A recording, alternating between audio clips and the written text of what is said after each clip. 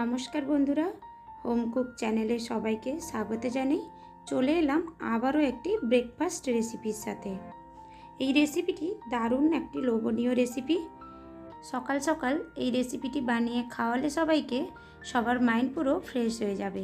আর সবাই জিজ্ঞাসা করবে এটি বাড়িতে বানানো নাকি দোকান থেকে কিনে আনা। আমার বাড়িতে অনেকেই ভাবছিল আমি নাকি দোকান থেকে কিনে এনেছি। কেউ বিশ্বাসই করতে চাইছিল না আমি এটা বাড়িতে বানিয়েছি বলে। এই রেসিপিটি এত সুন্দর স্বাদের হয়েছিল, তাই ভাবলাম আপনাদের সাথে শেয়ার করি। তবে চলুন আমি রেসিপিটি বানাই আর আপনারা পুরোটা একদম দেখতে থাকুন।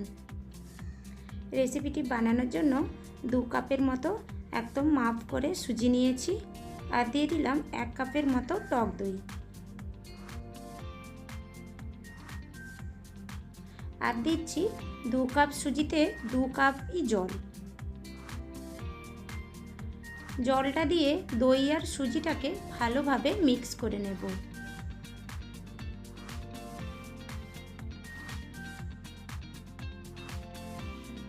দই আর সুজিটাকে ভালোভাবে মিক্স করে নিয়েছি। এবার ঢাকনা দিয়ে 10 মিনিটের মতো রেখে দিয়েছিলাম।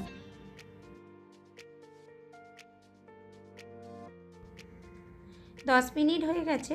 এবার আমি দিয়ে দিচ্ছি একটা মিডিয়াম সাইজের গ্রেট করা গাজর। এখানে আপনারা আপনাদের পছন্দের সবজিও অ্যাড করতে পারেন। এবার গাজর আর সুজিটাকে ভালো করে মিক্স করে নিচ্ছি। দেখুন একটু শুকনো শুকনোভাবে লাগছে, তাই আমি এখানে 1 কাপের মতো জল অ্যাড করলাম, কারণ সুজিটাও জল টেনে নেয়।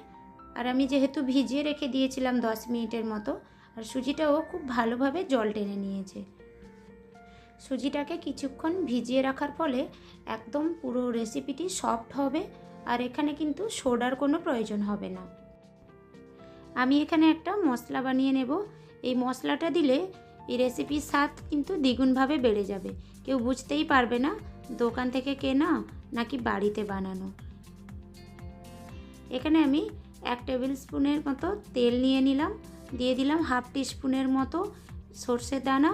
সর্ষেটা যখন চটপট করে ফাটতে থাকবে সেই পর্যায়ে দিয়ে দিলাম কারি পাতা, আর দিলাম সামান্য একটু হলুদ গুঁড়ো, আর দিলাম সামান্য একটু লঙ্কার গুঁড়ো। এবার সমস্ত উপকরণগুলিকে আমি ওই ব্যাটারের সাথে মিক্স করে দেব। আর দিলাম একটু ওপর থেকে জল। জলটা দেওয়ার আগে আপনারা আপনাদের ব্যাটারটা চেক করে নেবেন জলটা লাগবে কি না। আমার এখানে তবুও একটু ঘন ছিল, তাই আমি একটু জল অ্যাড করেছি। আপনারা চাইলে আপনাদের যদি ব্যাটার ঠিক থাকে তাহলে জলটা অ্যাড করার দরকার নেই। আর দিলাম স্বাদ মতো লবণ। এবার সমস্ত উপকরণগুলিকে আমি ভালো করে মিক্স করে নিচ্ছি।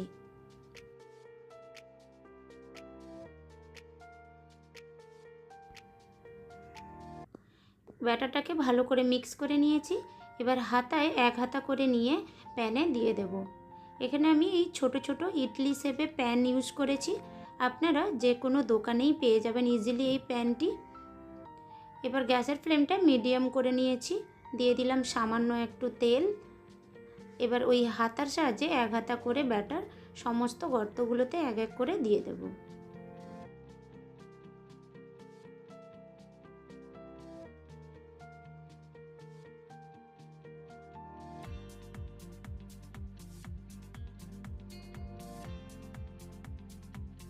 সমস্ত গর্তগুলোতে ব্যাটারগুলো দিয়ে দিয়েছি 1 1 করে। এবার আমি ঢাকনা দিয়ে 5 মিনিটের মতো লো ফ্লেমে রেখে দেব। যতক্ষণ লো ফ্লেমে ওটা হচ্ছে ততক্ষণে আমি একটা চাটনি বানিয়ে নিব। তার জন্য নিলাম 1/2 কাপের মতো চিনেবাদাম। চিনেবাদামটাকে মিডিয়াম ফ্লেমে ভালো করে ড্রাই রোস্ট করে নেব। এবার একটা মিক্সিং জার নিয়ে ওটাকে ঠান্ডা করে দিয়ে দিলাম। আর দিলাম কিছুটা পরিমাণ ধনেপাতা, আর দিলাম কিছুটা পরিমাণ পুদিনা পাতা, আর দিলাম একটা কাঁচা লঙ্কা। কাঁচা লঙ্কাটা আপনারা আপনাদের স্বাদ বুঝে দেবেন। আর দিলাম 2 টিস্পুনের মতো টক দই।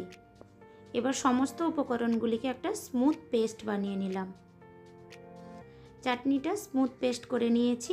এবার আমি এতে একটা তড়কা দিয়ে দেব।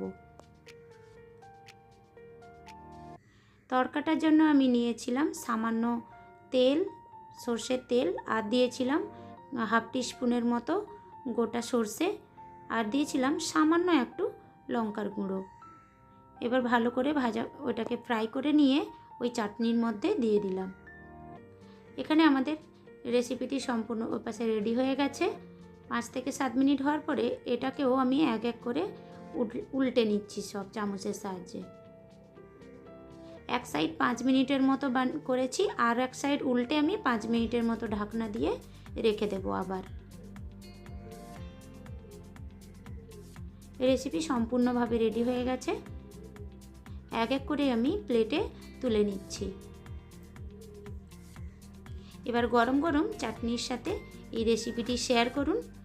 দেখে বলুন তো বন্ধুরা, এটা বাড়িতে বানানো নাকি দোকান থেকে অর্ডার করা। ঠিক এইভাবে খেতে হয়েছিল, দারুণ একদম। একটা ওই যে তড়কা দেওয়ার ফলে রেসিপিটির টেস্ট একদম দ্বিগুণভাবে বেড়ে গিয়েছিল। কেউ কোনো মতে বিশ্বাসই করতে চাইছে না। আপনারা একদিন বাড়িতে বানিয়ে দেখুন তো এইভাবে আপনাদেরকেও কেউ প্রশ্ন করে কিনা।